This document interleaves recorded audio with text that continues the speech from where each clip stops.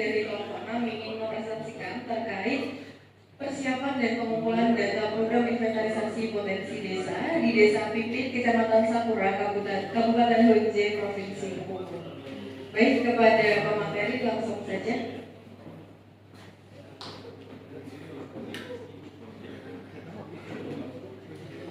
Terima kasih kesempatannya, moderator. Izin Bapak, selamat siang. Izin rekan-rekan. Nah, selanjutnya kami akan menjelaskan persiapan dan pengumpulan data program inventarisasi potensi desa. Nah, desa kami ini Desa Bibit, Kecamatan Sapura, Kabupaten Honje dan Provinsi Tekukur, kalau disingkat TSHT.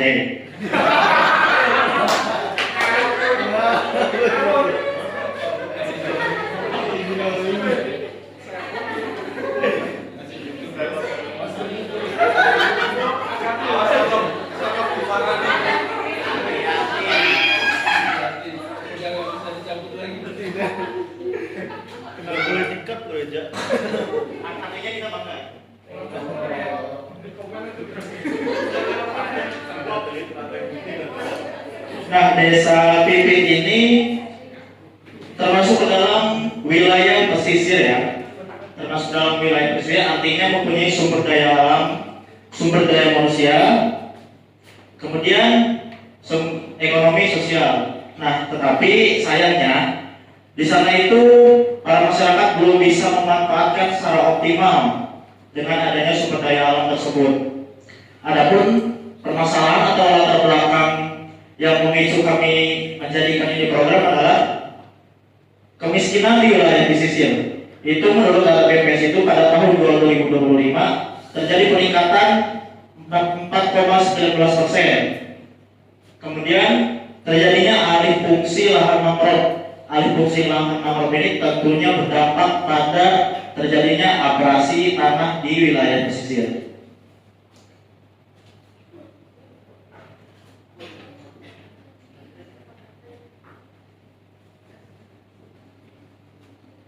Kemudian langsung saja ke pengumpulan data primer. Nah, di sini ada beberapa cara ya dan beberapa urgensi atau kepentingan.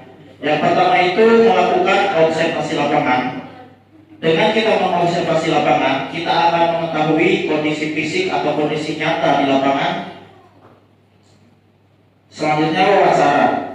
Untuk wawancara berfungsi untuk mengetahui pemahaman masyarakat tentang mangrove dan kendala yang dihadapi selama ini. Selanjutnya adalah survei partisipasi. Survei partisipasi untuk mengukur kesediaan masyarakat untuk menjalankan program potensi desa ini. Selanjutnya adapun forum diskusi. Diskusi ini terkait keberlangsungan program. Kemudian yang terakhir monitoring dan dokumentasi. Monitoring ini untuk mendapatkan data evaluasi perkembangan serta pengambilan catatan kegiatan.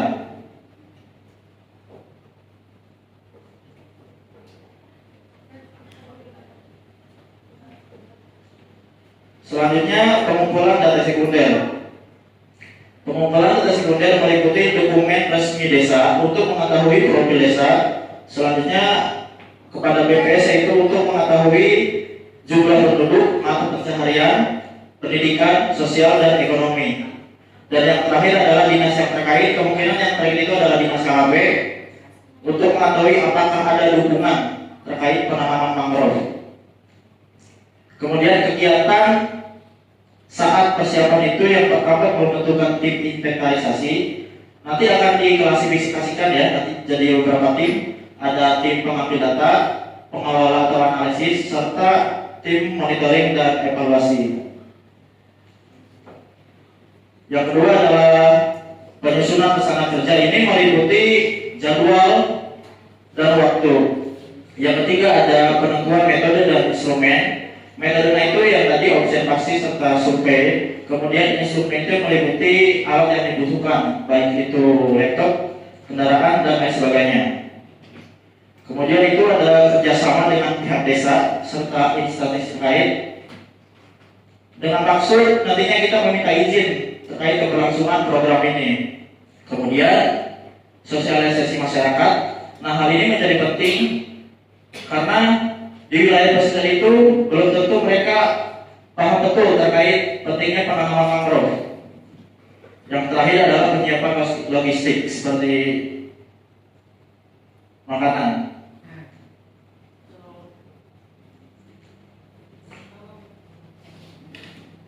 Kemudian kegiatan pengumpulan data primer.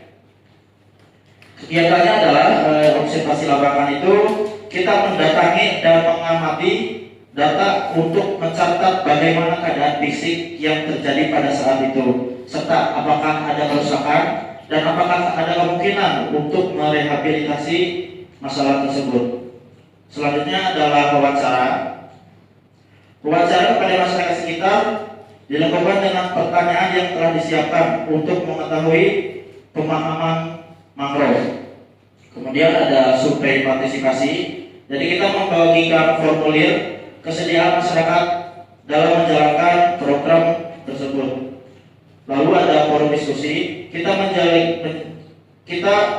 menyelenggarakan forum diskusi bersama instansi terkait dan masyarakat sekitar, baik secara daring maupun luring.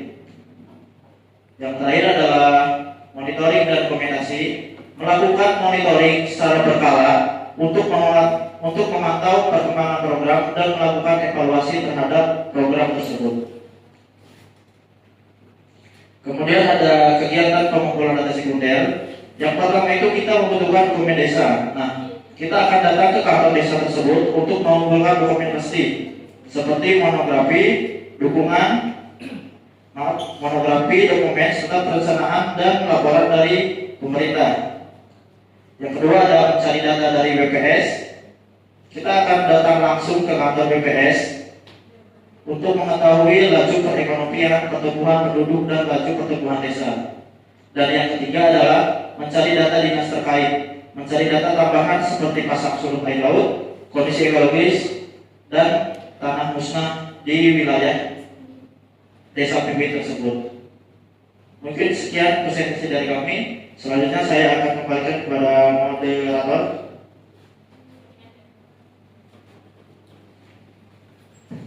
Baik, terima kasih kepada Herian yang sudah menyampaikan materi terkait potensi di Desa Pipit. Kemudian selanjutnya pembahasan kepada Bang Herpri, dimohon untuk mengajukan pendapatnya.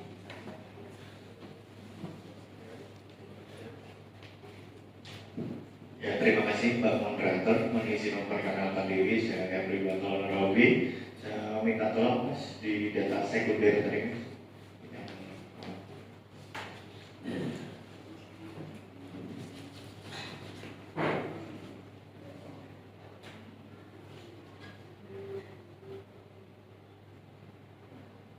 Ya, ini mungkin ada sedikit masukan, mungkin dalam data sekunder lebih baik diberikan urgensi dan ditambahkan ya. Terus ada di KKP itu kan kita bisa mengetahui luas wilayah pesisir. Nah, nanti biar bisa untuk mengukur seberapa banyak pohon mangrove yang diperlukan dan berapa banyak bibitnya. Mungkin itu masukan dari saya. Dan pertanyaannya satu aja mengenai dinas terkait KKP mengetahui dukungan penanaman mangrove. Nah, ini tuh maksudnya urgensi dan manfaat dari mendapatkan data itu apa? Mungkin itu aja. Sekian pertanyaan dari saya. Wassalamualaikum warahmatullahi wabarakatuh. Jadi yang saya tangkap itu pertanyaannya apa urgensinya kita harus mencari data ke KKP, ke Dinas Kelautan Perikanan. Tentang dukungan penanaman mangrove itu. Dukungan program tersebut. Nah, mangrove itu ada kaitannya dengan Dinas Kelautan Perikanan. Nah, nanti tentunya kita membutuhkan dana, apakah itu disumbangkan bibit ataupun lainnya, begitu loh.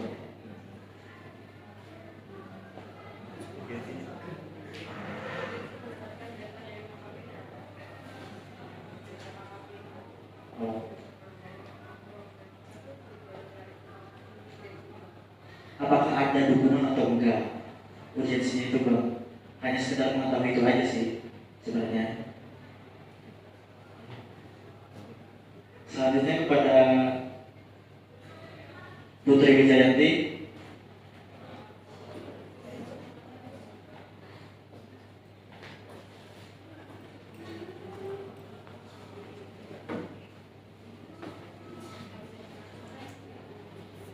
Baik, terima kasih kepada kelompok yang sudah memberikan kesempatan pada saya. Saya akan bertanya tentang terkait dengan apa?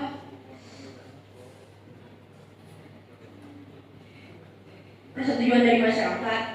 Jika terjadi penolakan terhadap sebagian dari masyarakat ataupun tim dari petani tambak terhadap usulan dari program penanaman mangrove ini, apa mitigasi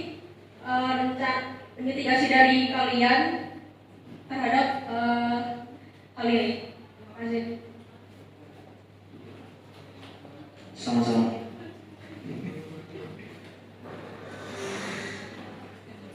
Jika terjadi penolakan ya, tentu kami akan mengedepankan pendekatan partisipatif. Nah, jadi segala kegiatan itu tentu akan melibatkan para masyarakat, mulai dari kegiatan yang pertama hingga berlangsungnya kegiatan hingga akhir. Selain itu, kita akan melakukan upaya edukasi serta penyadar pengetahuan mengenai pentingnya penanaman mangrove, karena itu juga akan bermanfaat langsung kepada masyarakat di sekitar desa Pipit. Jika mangrove ditanam, maka lahan mereka tidak akan terkena abrasi. Terima kasih, Bu.